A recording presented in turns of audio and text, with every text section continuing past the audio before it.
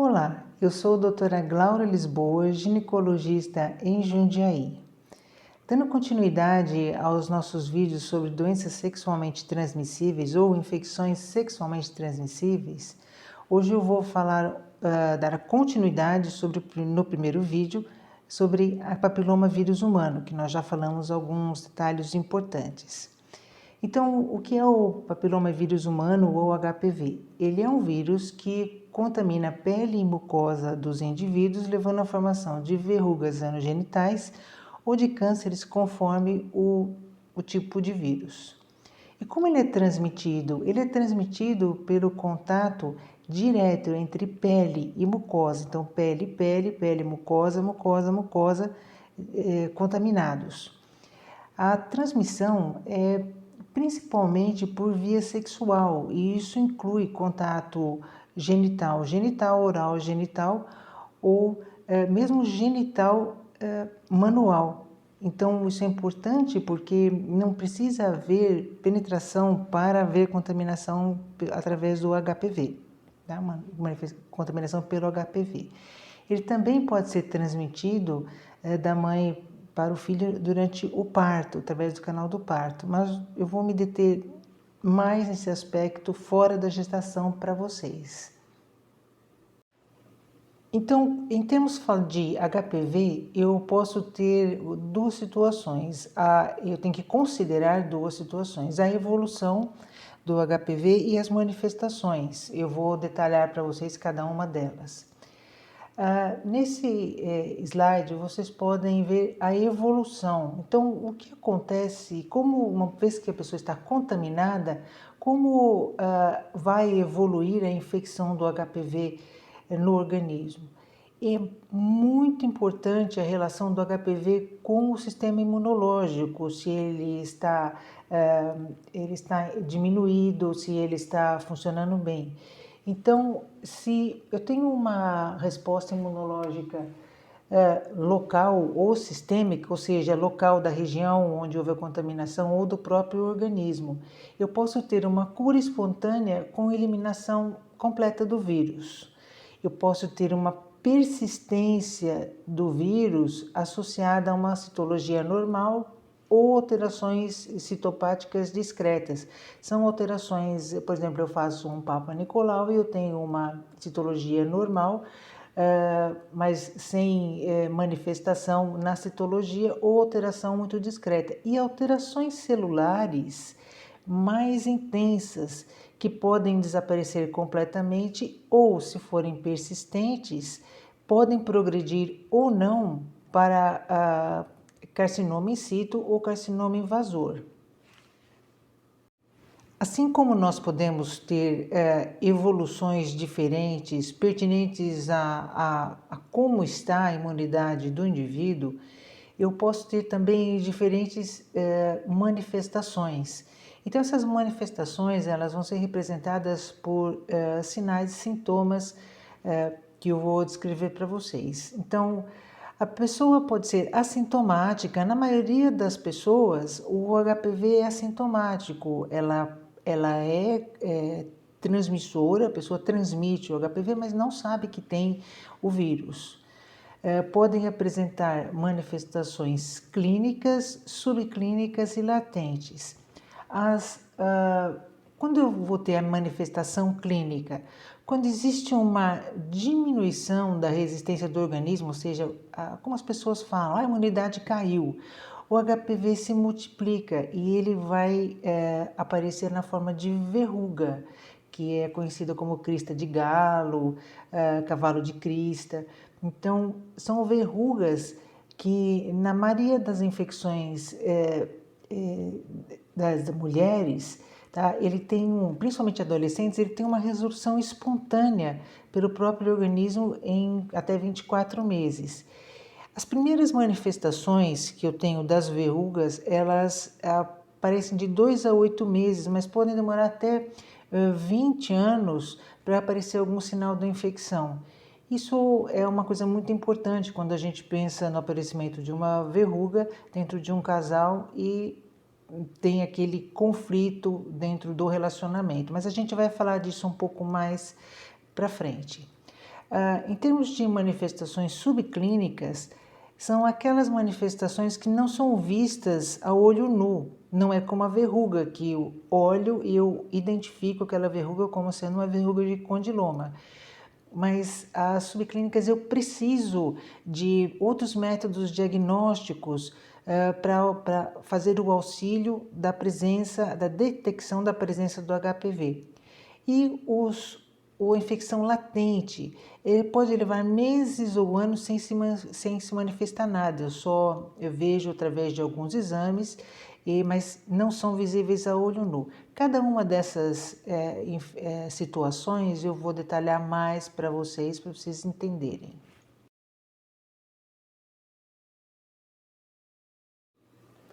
Então, como é feito o diagnóstico do HPV?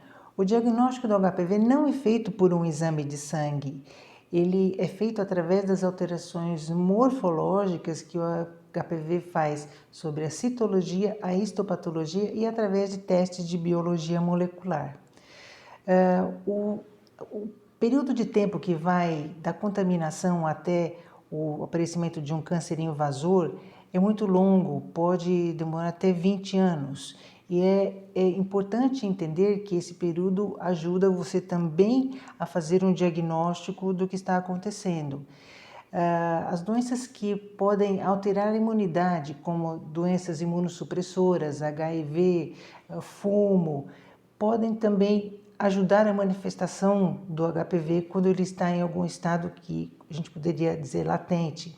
Nós vamos falar mais para frente. É isso. Falando sobre o diagnóstico, como eu já citei anteriormente, nós temos 3 tipos de diagnósticos a serem feitos sobre o HPV. O diagnóstico clínico, o subclínico e o latente. Como é feito, então, o diagnóstico? Como vocês viram no slide anterior, eu vou ter o diagnóstico clínico, o subclínico e o latente. O diagnóstico clínico, ele é feito através da visualização da verruga. Ela é bastante típica.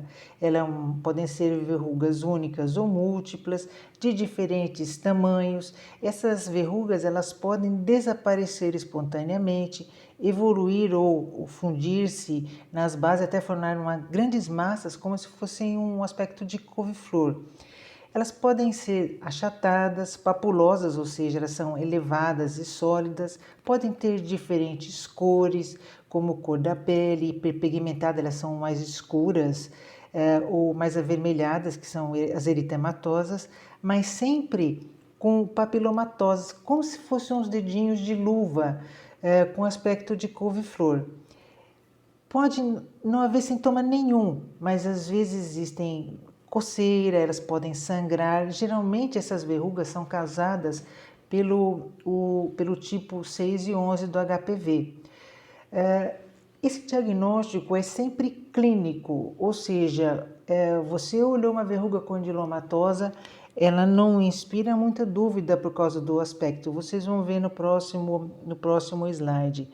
Mas há situações em que requerem a biópsia, quando existe uma dúvida diagnóstica ou quando uma suspeita de uma neoplasia, ou são lesões que, apesar de instituído o tratamento, elas não respondem, ou se tem um indivíduo que é imunossuprimido, a lesão pode ser suspeita ou pode sugerir que aquilo não é só mais um condiloma, então eu preciso fazer uma biópsia. Mas não há uma necessidade de você ver um condiloma, eu tenho que biopsiar. Ele é muito característico. Neste slide, vocês podem ver uma imagem de um condiloma na pele. E aqui vocês vão ver que ele tem o aspecto de couve-flor e ele parece, principalmente na borda da lesão maior, é como se tivesse pequenos dedinhos de luva, tá? Isso é um condiloma. Então, eu olho essa imagem e eu sei que ela é um condiloma, não tem muita discussão. Tá? Só se ela tivesse com algum aspecto muito diferente, eu solicitaria uma biópsia, mas aqui não tenho dúvida. E como é feito o tratamento das infecções clínicas, basicamente das verrugas?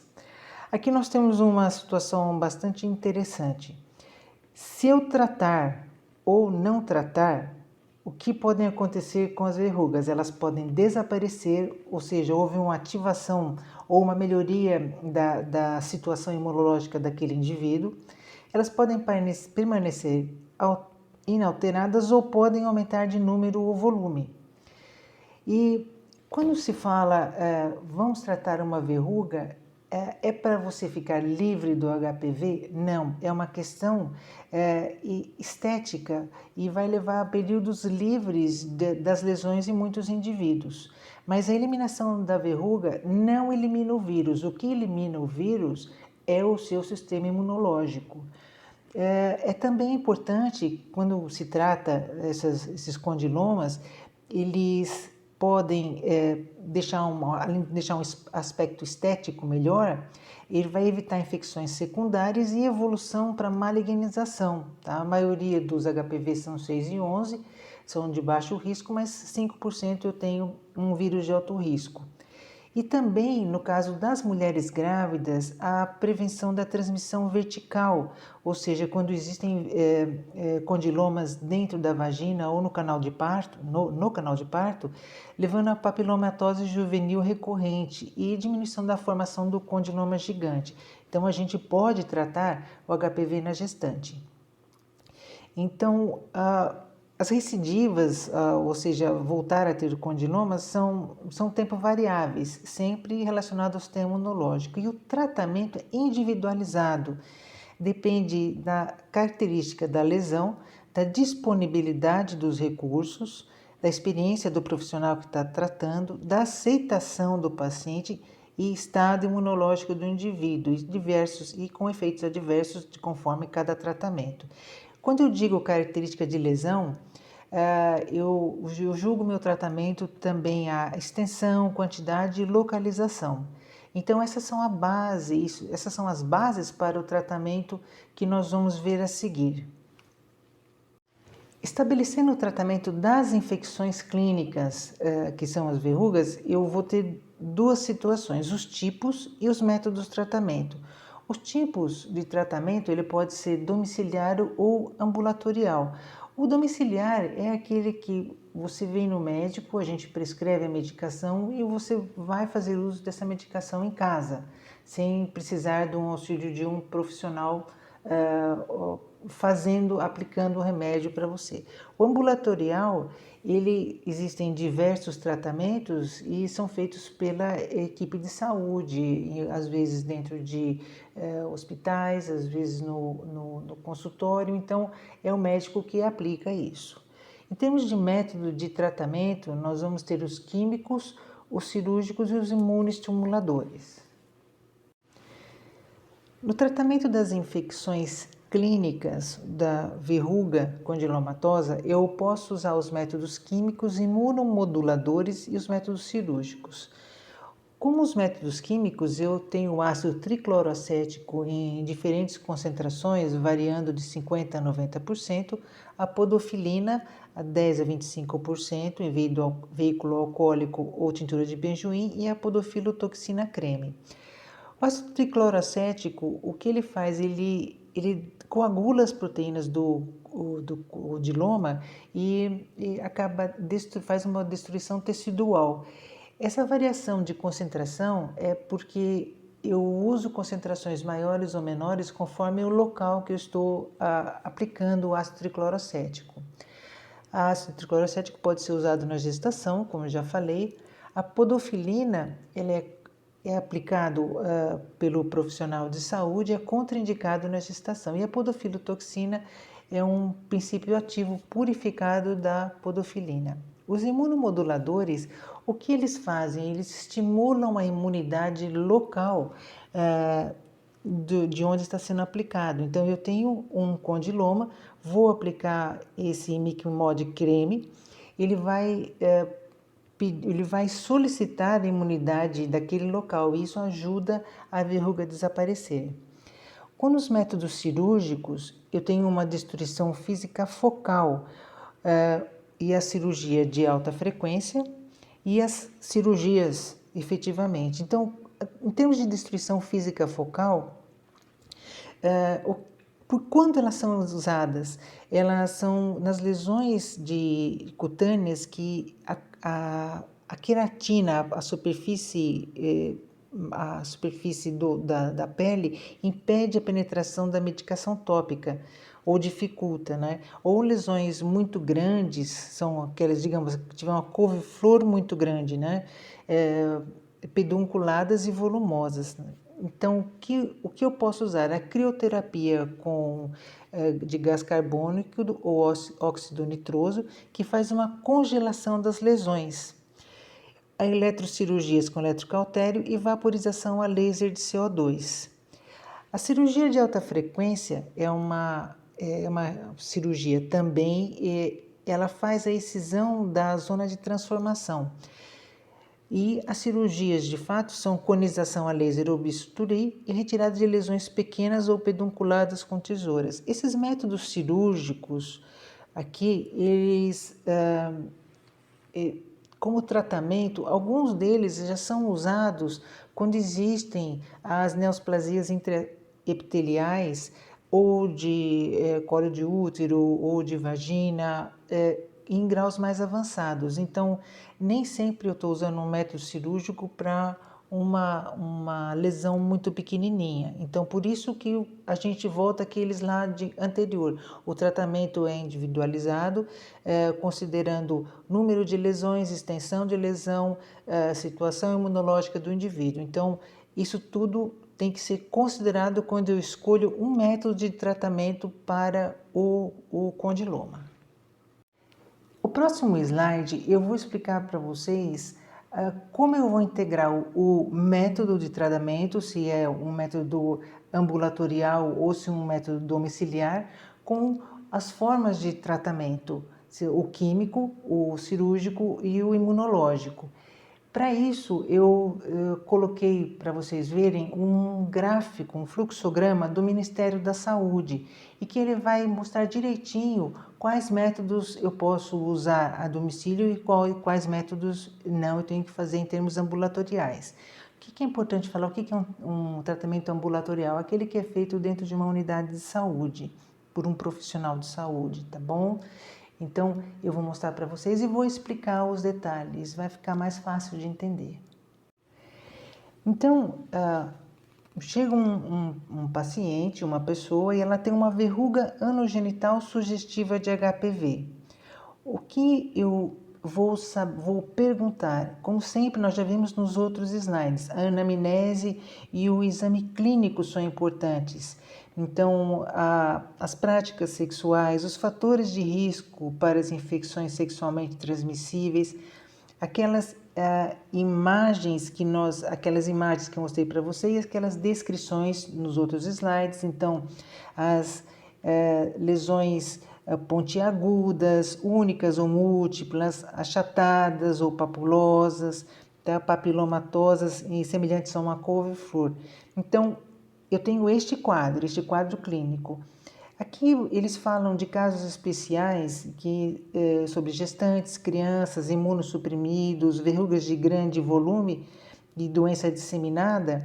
Aí isso vai para grandes centros, porque são casos mais específicos. Eu não vou me deter nesses casos agora, tá? Se eu tenho, se não são esses grupos especiais de pessoas, eu posso estabelecer um tratamento ambulatorial ou um tratamento domiciliar, que é autoaplicado.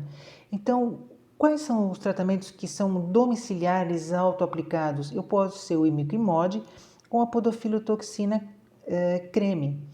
O tratamento ambulatorial, vou usar o ácido tricloroacético, 80, aqui eles colocam só 80 a 90%, mas como expliquei, conforme o local, ele vai variar a concentração.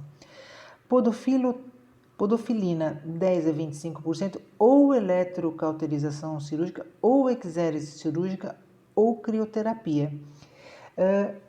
São tratamentos distintos. Eu posso associar, por exemplo, um tratamento com o outro? Posso, mas sempre é importante o acompanhamento do paciente para poder ver como está a evolução, como está a resposta, se a conduta tem que ser mudada. Então, não é só não existe um tratamento perfeito para a situação. E vocês vejam que aqui eles falam, aparecimento de novas lesões, ou as lesões não melhoram, se não acontece, você vai orientar e realizar o segmento. Se melhoram, aí se mantém o estado de não melhoria, a gente tem que mudar a terapêutica, né, e manter o segmento. E sempre é importante, quando a gente fala sobre HPV, existem os fatores de risco, que são a idade abaixo de 30 anos, novas e múltiplas parcerias sexuais, parceiros com infecções sexualmente transmissíveis, história prévia ou presença de outras ISTs e o uso irregular de preservativo. Então, isso são coisas que, em termos de tratamento, ele é incluído também porque é uma orientação. Então, a gente não é só a questão de aplicar uma medicação ou prescrever uma medicação. Você faz uma orientação de como conduzir essa situação, orientando, explicando, dando essas prevenções que devem ser feitas. Mas nós vamos falar isso mais para frentinha. As lesões vegetantes do colo do útero, quando eu tenho aquela couve-flor no colo do útero, eu tenho que afastar neoplasias intraepiteliais cervicais. O segmento do tratamento é feito em 3, 6 e 12 meses. É muito importante a gente fazer o que se chama de diagnóstico diferencial. O que é um diagnóstico diferencial? São alterações nas doenças que podem ser similares. Então, eu tenho que determinar a característica para aquela doença que eu estou tentando fazer o diagnóstico. Em termos de condiloma, eu preciso verificar o molúsculo contagioso, condiloma plano da sífilis, micropapilomatose labial e a doença de Buschke-Lowenstein, ou condiloma gigante. A micropapilomatose labial na mulher, eu tenho pequenas, como se fosse uma aspereza, são pequenas, como se fossem pequenas verruguinhas, e para não haver confusão e desespero, porque isso é condiloma, é uma formação normal, natural, e tem na face interna dos 2 pequenos lábios, e é fisiológica, então não tem nada a ver com HPV. O molúsculo contagioso, ele parece uma pequena pápula, é como se fosse uma bolha, mas ele não tem água, ele é molinho e geralmente é transmitido também por via sexual. Nós vamos ver mais para frente isso numa outra aula. Mas ele não tem um aspecto tão semelhante como o HPV, mas é preciso fazer o diagnóstico diferencial.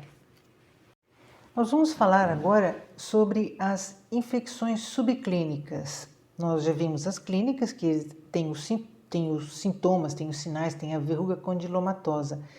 Mas o que é uma infecção subclínica? Ela é aquela que ela não é vista a olho nu. Eu não tenho condição de olhar e descobrir que uma pessoa tem uma infecção subclínica. Eu só posso saber da presença do HPV ou das lesões pertinentes ao HPV através de instrumentos auxiliares de diagnóstico. Então, são, por exemplo, eu tenho que ver ou usando um colposcópio, ou usando o Papa Nicolau, através do Papa Nicolau. E as lesões subclínicas são mais frequentes que as lesões evidentes. São 60% das lesões do trato genital externo e 95% da cervix uterina, do colo uterina. Qualquer tipo viral pode aparecer numa lesão subclínica e nos mesmos lugares que as lesões clínicas. E é importante, ele não dá sinais e sintomas. Tá? Então, em termos de vulva, o que eu posso ter? São papilas vestibulares, são o que eu acabei de falar com a diferencial de variante anatômica, são aqueles dedinhos de luva bilaterais. Papilas fusionadas, que são também dedinhos de luvas todos juntos, e o epitélio aceto branco. Quando eu faço a colposcopia, ovovoscopia, que nós vamos ver mais para frente, eu uso um reagente, que é o epitélio, que é o ácido acético, que é o vinagre numa concentração um pouco maior. Isso vai apresentar uma reação com a pele de vulva, com a pele de vagina, com a mucosa, né, com a mucosa de colo de útero, e eu vou ver essas alterações. Em termos de colo de útero, eu tenho um condiloma plano. Ele tem que fazer, é muito importante fazer um diagnóstico diferencial com condiloma latum da sífilis, tá? Ele fica, eu passei o ácido acético, né? E ele fica uma área branca, tá? Ou pontiforme ou um mosaico. A imagem é justamente como um mosaico que vocês veem, como se fosse aqueles mosaicos de ladrilho. São bordas irregulares e levemente elevadas. Na vagina, eu tenho a colpite ou a vaginite condilomatosa. Para fazer o diagnóstico das lesões subclínicas, que não são visíveis a olho nu, eu preciso daqueles métodos auxiliares. E quais são esses métodos auxiliares? Eu vou ter a colpocitologia oncótica, que é o Papa Nicolau, que ele vai me detectar alterações que o vírus provoca nas células. A histopatologia, que é o estudo das biópsias, a biologia molecular e métodos de magnificação através de uso de lupas e lentes que vão me dar aumentos da imagem. Aqui, na verdade, a gente fala muito da colposcopia. A colposcopia é como se fosse um microscópio gigante, um binóculo, que vai ampliar muito a imagem do local que eu estou analisando. E eu vou detalhar um pouquinho mais cada um deles para vocês. Aqui está em mais detalhes, ou esquematicamente falando, o que eu coloquei para vocês.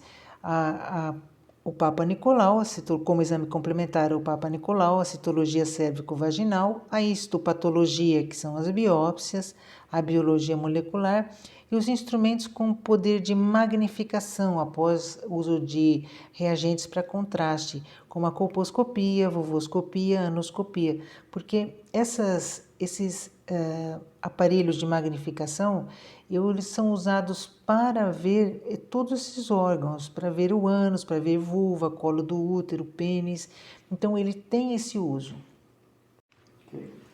Recebemos, então, um Papa Nicolau, um preventivo. Aí, no preventivo está escrito presença de coilocitose, discariose, sinais de infecção, alterações citológicas compatíveis com infecção por HPV.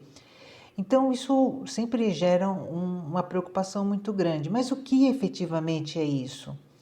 Quando o HPV ele entra no epitélio, ele vai fazer uma modificação. Ele vai deixar a célula um pouco maior, tá? Vai alterar o núcleo da célula e eu vou mostrar nesse slide o que é realmente isso.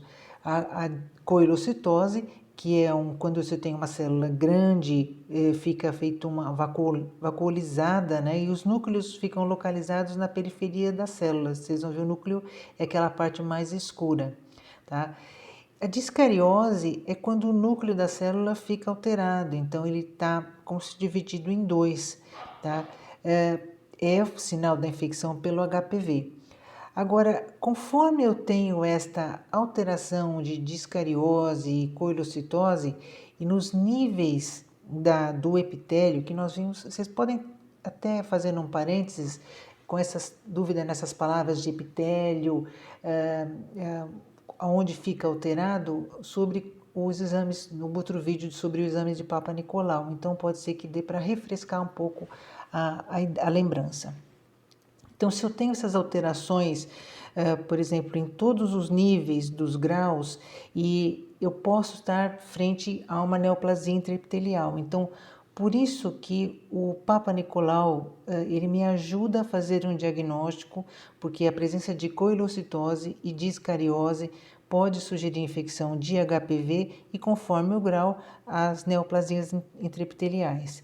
Agora, é muito importante que coilocitose não é exclusivo de HPV. Então, hoje em dia, a gente sabe que essa associação, sim, está ligada ao HPV. mas muitas vezes eu posso ter alterações nucleares de outras patologias que não são o HPV. Então, não é só eu tenho uma coelocitose com discariose, é igual HPV. Tem que tomar um pouco de cuidado com esse apavoramento que eu sei que muitos ficam quando recebem um Papa Nicolau alterado. Mas a gente vai continuar acompanhando e entendendo o que acontece. Então, eu recebi um preventivo, um Papa Nicolau. Então, eu tenho uma anormalidades intraepiteliais escamosas. Lembre-se que aqui eu estou falando particularmente do epitélio escamoso, né, que nós vimos naquele vídeo do Papa Nicolau. Eu posso ter o HPV de alto risco ou HPV de baixo risco. O que o HPV de baixo risco me determina? São lesões de baixo grau e elas vão se classificar entre neoplasias epiteliais grau 1 ou infecção pelo HPV ou neoplasia intraepitelial mais HPV. Então, quem já passou por isso, gente, vocês sabem, pega um Papa Nicolau, vem lá, diagnóstico lesão de baixo grau, incluindo neoplasia intraepitelial grau 1, ou infecção pelo HPV, ou neoplasia intraepitelial grau 1 mais HPV, a pessoa fica apavoradíssima, fala assim, eu tenho tudo isso? Não. Esse ou é muito importante, é uma coisa ou outra. Então eu posso ter só uma neoplasia intraepitelial sem HPV, eu posso ter uma infecção só pelo HPV pura, ou posso ter uma neoplasia intraepitelial mais o HPV. Então não é tudo junto ao mesmo tempo agora, são ou. Isso é muito importante para evitar um desespero quando a gente pega um Papa Nicolau alterado. Se eu tenho, por exemplo, os lugares que eu posso ter essas alterações, são os que nós já discutimos antes. Em colo, vulva, vagina, pênis e ânus. Isso mesmo vale a mesma coisa para o HPV de alto grau. Se for no colo do útero, eu vou ter NIC1, neoplasia intraepitelial cervical grau 1, neoplasia intraepitelial cervical grau 1 com HPV. Vulva e vagina, neoplasia intraepitelial de vulva 1, vulva 1 mais HPV e assim por diante. E vejam, eu posso ter isso no pênis também, então não pense que os homens estão livres dessas mesmas preocupações que nós mulheres temos, tá? Isso acontece com eles também. Em termos de HPV de alto risco, nós temos o que são 16 e 18 e vão ter as lesões de alto grau. Elas vão determinar, conforme tudo que nós já conversamos, a características da imunidade, carga viral, local, tudo isso vai gerar uma neoplasia intraepitelial grau 2 ou 3 ou um carcinoma in situ, que é um câncer de colo do útero muito localizado, passível de tratamento.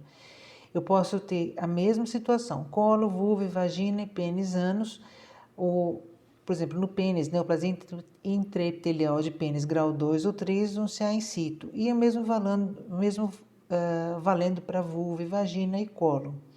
Tá? Então, acho que esse quadro dá uma explicação geral do que pode acontecer, as infecções e as modificações celulares que eu tenho frente a um preventivo.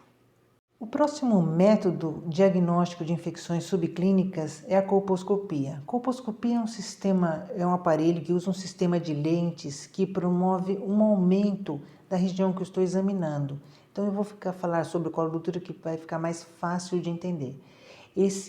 O colposcópio fornece um aumento de 6 a 40 vezes e me permite avaliar bem essa região. Por exemplo, no colo do útero, eu vou avaliar os vasos sanguíneos que podem estar na presença de uma lesão intraepitelial de alto grau, são irregulares, vasos tortuosos, presença de placas espessadas, orifícios glandulares mais espessados. Então, são algumas características que me vão fazer direcionar para uma biópsia, que é aquele terceiro método que nós vimos da detecção de infecções subclínicas, que é a histopatologia.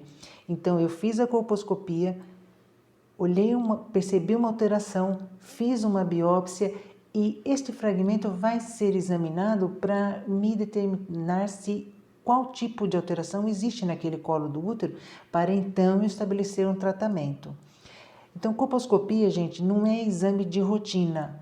O colposcopia é um exame complementar para o diagnóstico de lesões. Então, ele tem seu lugar muito importante nesta situação. Aqui, complementa um pouquinho mais o que eu falei agora há pouco, sobre a colposcopia.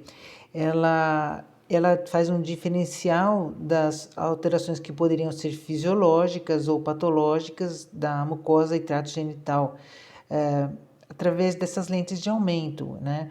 E ele é muito importante para o entendimento de lesões pré-malignas e malignas do trato genital inferior.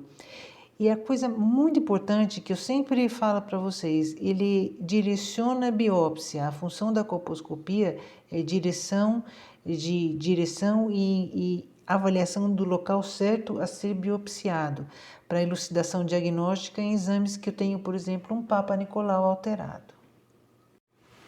Então, como é feito o tratamento das infecções subclínicas? Cada caso é avaliado para uma conduta mais adequada, tá? Depois que se fez, obviamente, um diagnóstico histológico. O que interfere na decisão de como se vai tratar? A gravidade da lesão, se ela está associada ou não a neoplasias intraepiteliais, e a topografia e a distribuição das lesões. Quando eu tenho neoplasias intraepiteliais, eu vou fazer o tratamento ou o acompanhamento conforme o grau dessas neoplasias. Mas se eu não tenho as neoplasias epiteliais, não se recomenda o tratamento das infecções subclínicas causadas por HPV, diagnosticadas por Papa Nicolau, colposcopia, biópsia ou testes de identificação de DNA viral. É importante que quando eu falo não se recomenda um tratamento, são lesões que, por exemplo, se eu tenho uma lesão que não foi visível a olho nu, se eu tenho um HPV que foi diagnosticado no Papa Nicolau, eu não tenho como tratar esse HPV se eu diagnostiquei no Papa Nicolau, como eu trato uma infecção dando um antibiótico. Então, muitas vezes, a gente precisa fazer um acompanhamento desse quadro, desta situação, da presença desse HPV, que ele pode ser eliminado do corpo. Então, é sobre isso que se fala sobre não tratar. O tratamento não deve ser baseado também em testes para detecção de DNA HPV. Esses são os testes de biologia molecular que nós fazemos, que são a captura híbrida, a hibridização, o PCR, mas, na verdade, esses testes me auxiliam quando existe uma neoplasia intraepitelial ou para auxiliar no acompanhamento de uma situação mais grave, mas de rotina. Ficar fazendo em todo mundo para ver se acha o HPV, não. Isso não é uma conduta correta. Então, eu vou falar ao mesmo tempo do diagnóstico e tratamento de lesões latentes. O que é uma lesão latente? É aquela que foi diagnosticada única e exclusivamente pelo teste de biologia molecular. Eu tenho como tratar essa lesão? Não, porque eu não tenho uma lesão ali localizada naquela região que eu posso estabelecer um tratamento fisicamente. Ele é uma biologia molecular, foi detectado o DNA do vírus. E o comportamento, o que acontece? Ele não dá sintomas, o DNA pode ficar quieto dentro das células durante anos a fio e eventualmente ter uma ativação numa queda do sistema imunológico. E mesmo isso muitas vezes pode não acontecer. Então, não existe tratamento, não se faz tratamento, não tem indicação de tratamento para infecção latente. Então, aqui voltamos a falar, então não dá para ficar fazendo teste de biologia molecular em todo mundo para ver se acha o HPV. Porque se achar for uma infecção latente, não vai fazer nada, além da pessoa ficar apavoradíssima e sem possibilidade de um tratamento. Vocês imaginam o que é isso? Eu vou explicar mais no próximo slide. A fase latente, então, ela é a fase durante o período de incubação do vírus, que é quando existe a contaminação e que pode se estender indefinidamente, assim como o final da regressão da lesão. Aí eu tenho o DNA viral na célula, que é diagnosticado por técnicas de biologia molecular, como eu falei para vocês, captura híbrida, PCR, hibridização in situ. Embora o HPV tenha o seu DNA na célula, ele não está operante, ele não está funcionando, ele não provoca nenhuma alteração citológica ou tecidual decorrente da sua presença. Então eu não tenho coelocitose, eu não tenho neoplasia intraepitelial, eu não tenho nada disso. Ele está como se fosse só alugando a célula para morar, tá? E não tem evidência clínica, citológica, colposcópica ou histológica dessa infecção. E não se sabe quanto tempo pode permanecer nesse estado ou progredir essa forma de infecção para as demais, para a subclínica e para a clínica. E não existe lesão a ser objeto de tratamento, como expliquei para vocês. A fazer o teste de biologia molecular de rotina clínica ou mesmo no rastreamento de pessoas assintomáticas com a finalidade de diagnosticar a infecção pelo HPV não tem indicação. Então, esses testes, mais uma vez eu reforço, têm importância para o rastreio de câncer genital, como câncer de colo de útero e de pênis. Ele tem uma indicação muito importante, gente, é para ajudar a direcionar e tratar essas alterações. É muito importante a gente falar sobre o papel do homem, porque muitas vezes existe uma mulher que chega com HPV e existe uma preocupação, mas de quem eu peguei, o meu parceiro não tem. Vamos falar um pouquinho sobre como o homem, qual a ação do homem nessa situação do HPV. Existem muitas diferenças entre o homem e a mulher em termos na incidência, na apresentação e como as lesões evoluem, porque o homem tem uma pele mais resistente e exposta ao meio externo, as alterações hormonais cíclicas que nós temos, tá? Os diferentes tipos de hormônios esteroides e o ambiente genital do homem é menos propício, tá, à atividade viral. Então, eles têm lesões com menor potencial oncogênico e com frequente cura espontânea. Mesmo assim, menos de um terço desses homens apresenta lesões genitais, geralmente subclínicas, com potencial de disseminação de HPV, mas com baixo risco oncogênico para esses homens, tá? Então, aqui vem aquela pergunta: apareceu uma verruguinha e desapareceu espontaneamente.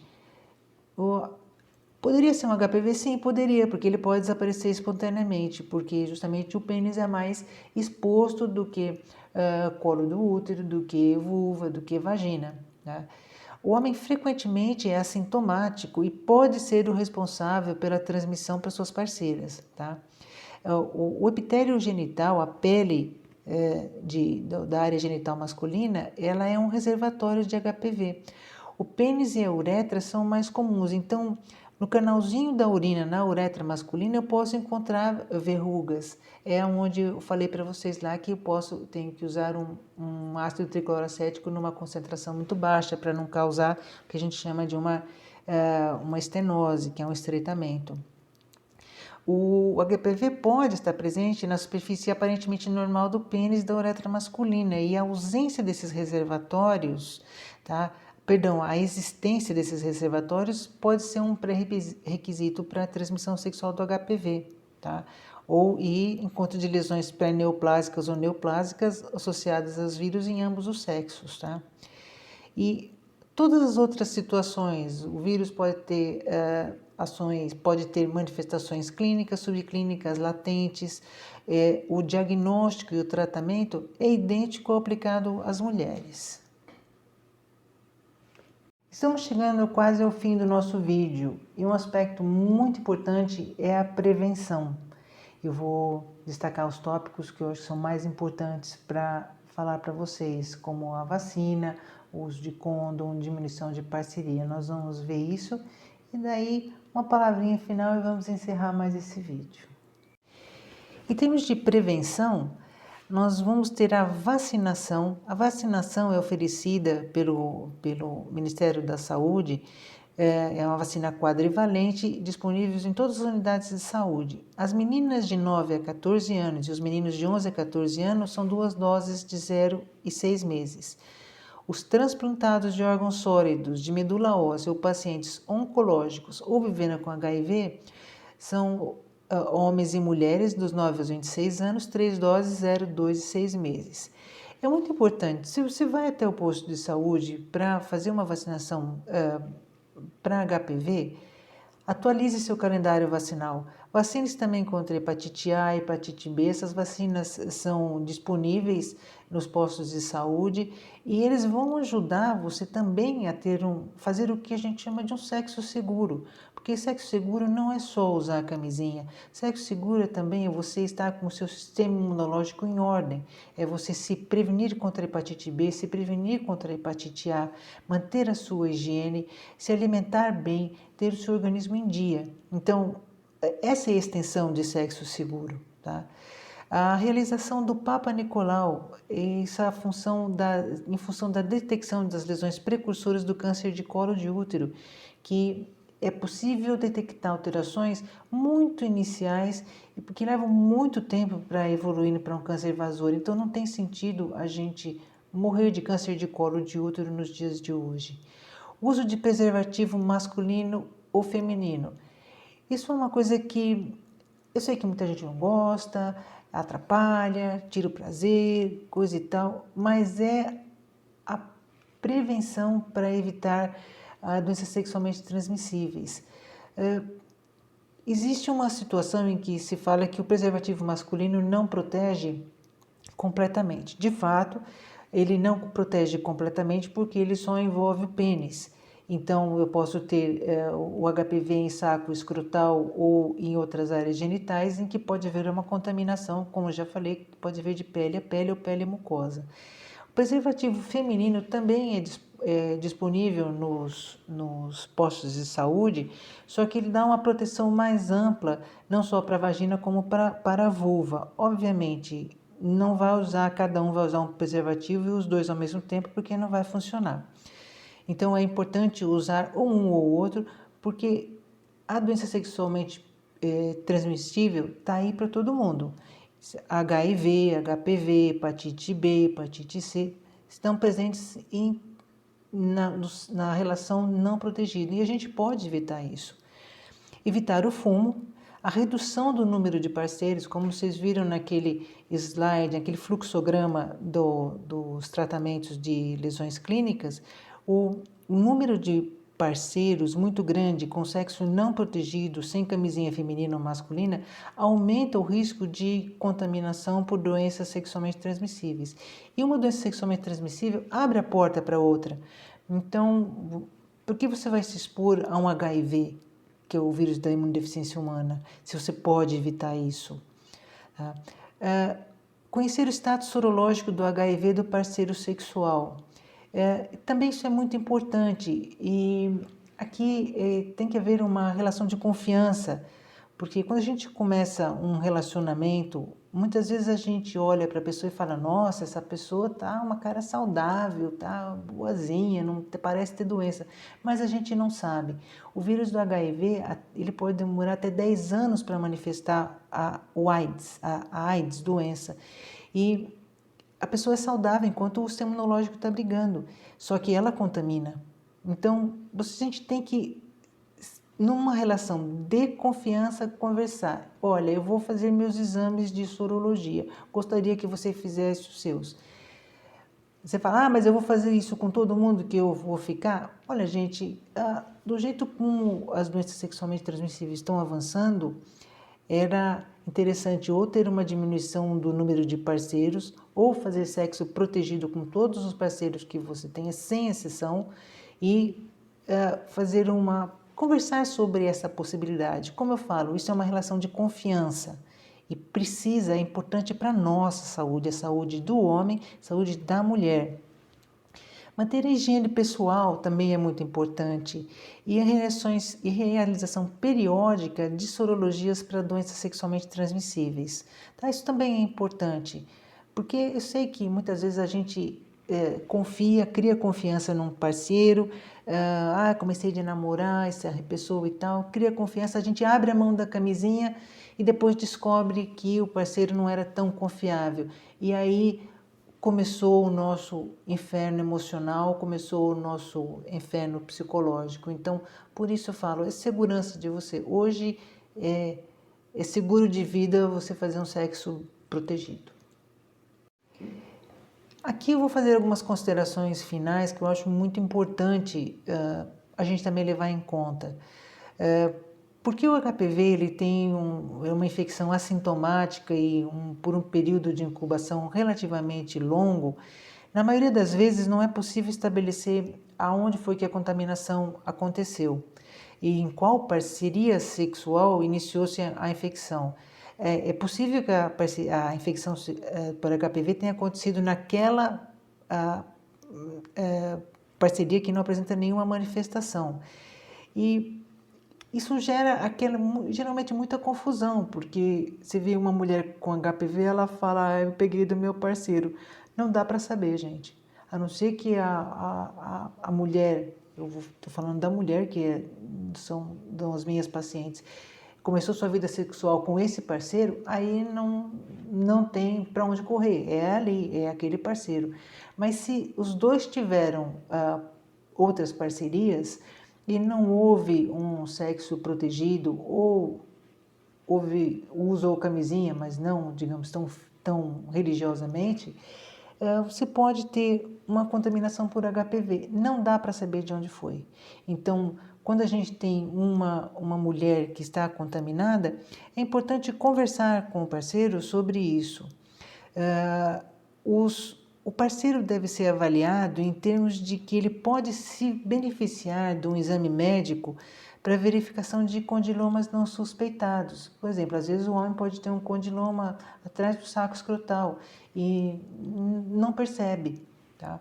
Então, se abre a chance para esse homem vir ao médico, ser avaliado, ser testado para outras doenças sexualmente transmissíveis, ser orientado, tá? E principalmente ficar do lado da parceira. Não entrar com uma coisa julgadora, com um sentimento julgador que ela está com condiloma, eu não tenho nada, agora eu vou me separar dela porque ela me traiu. Gente, isso não dá. Não vale para homem e vale para mulher. A mulher não pode falar, ele me traiu, eu tô com isso por causa que eu peguei dele e foi agora. Gente, isso não dá. Essa é uma das maiores dificuldades que a gente, como médico, encontra em termos de infecção pelo HPV.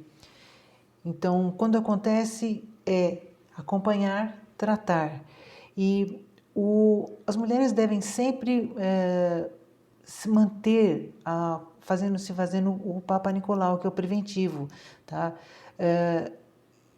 Para detecção de lesões, detecção precoce das lesões, das neoplasias intraepiteliais, tá? O tratamento em si não elimina o HPV, como eu já falei. O que elimina é o seu sistema imunológico. Então, número 1, sempre manter o sistema imunológico em dia. Porém, a paciente e os parceiros têm que saber que eles podem ser infectantes, mesmo na ausência de lesões visíveis. O uso do preservativo pode reduzir, mas não elimina o risco de transmissão para parceiros não contaminados. Então, mais uma vez, usar camisinha? Sim. Quer dizer que ela vai proteger tudo? Não. Mas vamos dizer, proteger você de um HIV, mas é bem melhor isso, né, do que você se expor a esse risco porque não usou camisinha. Gente, prevenção é tudo, sempre foi, é tudo e evita muita tristeza, muito aborrecimento, muita dificuldade na vida. A gente pode ter uma vida boa, com uma saúde em ordem, sistema imunológico forte, excelente. A gente tem que cuidar da gente mesmo. Bom, chegamos ao fim desse nosso segundo vídeo sobre o papilomavírus humano. Eu espero que vocês tenham gostado e que tenha sido possível clarear algumas dúvidas e entender um pouco melhor sobre esse assunto, que é um assunto, na verdade, bastante complexo. Eu estou programando um próximo vídeo falando sobre clamídia e gonococo, que são ligados à doença inflamatória pélvica. Tá? Conto com vocês para assistir, espero que vocês curtam esse vídeo, que vocês tenham gostado. Me coloco à disposição, como sempre, no meu consultório, no The One Office Tower, a Rua Hilda Del Nero Biscolo, 102, conjunto 1113 e 1109. O WhatsApp é 992134598 e, se precisarem, estou lá, venham fazer uma consulta. Um grande abraço.